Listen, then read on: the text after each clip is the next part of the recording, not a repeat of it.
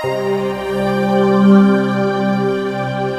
l'occasion de la découverte du film Match de prestidigitation, réalisé par Georges Méliès en 1904, la section vidéo de l'Amicale laïque de Saint-Gilles-Croix-de-Vie ressort de ses archives l'entretien filmé entre Madeleine Maltête-Méliès, la petite fille du réalisateur, et Maude Bianchi-Attamian, petite fille du peintre Charles Attamian.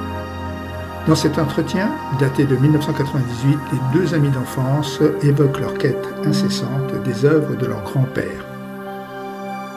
J'avais déjà vu la même chose faite par mon grand-père, mais c'est drôle qu'après si longtemps, après tant d'années, d'abord qu'on ne se soit jamais perdu de vue, et puis qu'on se soit toutes les deux accrochées à un grand-père disparu. Oui. Alors, mon grand-père était mort, moi, quand je l'ai connu, puisqu'il est mort en 1938, le tien est mort en 1947.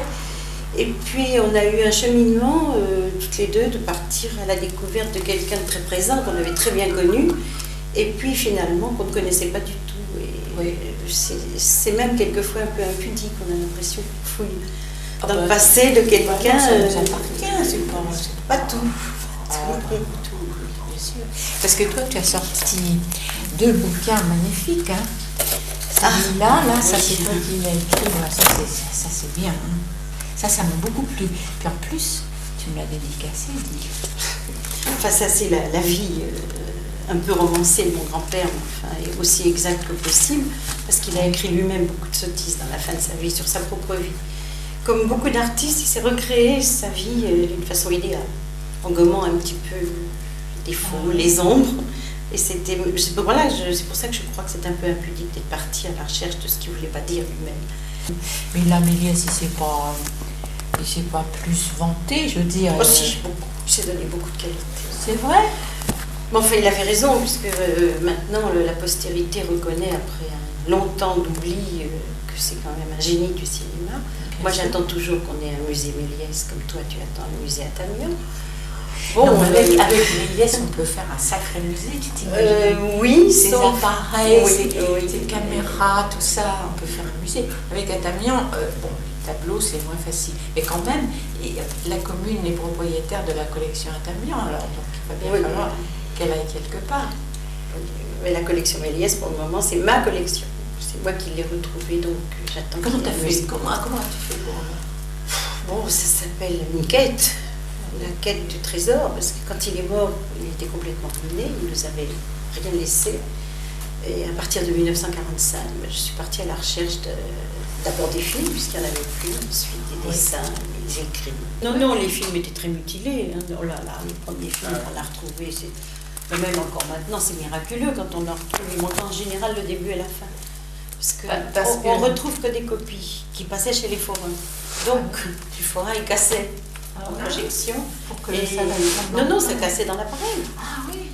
Et il y a des originaux, des nitrates d'origine qui sont dans les blocos, puisqu'on n'a pas le droit de les garder chez soi. Tu as la marque des pouces dans les collures.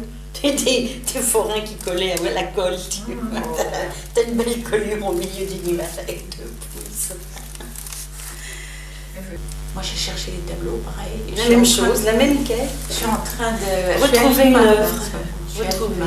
Retrouver un homme, retrouver une œuvre. Tous ces tableaux. C'est passionnant. C'est passionnant parce que c'est non seulement un Français, non seulement le patrimoine national, c'est notre grand-père. C'est notre sang. Voilà. Oui. Depuis combien de temps tu as travaillé là-dessus? 20 ans. Eh ben, moi aussi, j'ai commencé en 76. On a dû commencer ensemble. Non, parce que moi j'ai écrit mon livre en 73, mais il y avait 20 ans de recherche.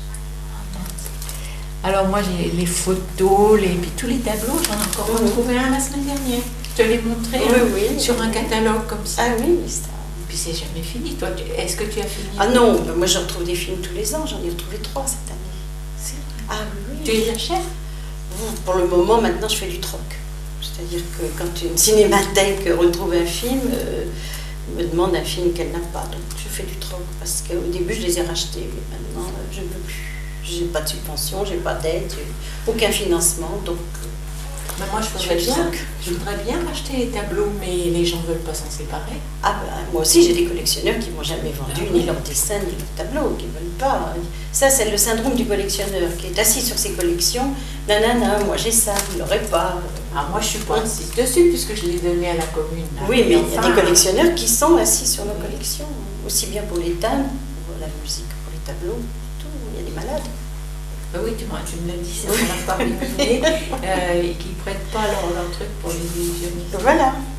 Je crois qu'on a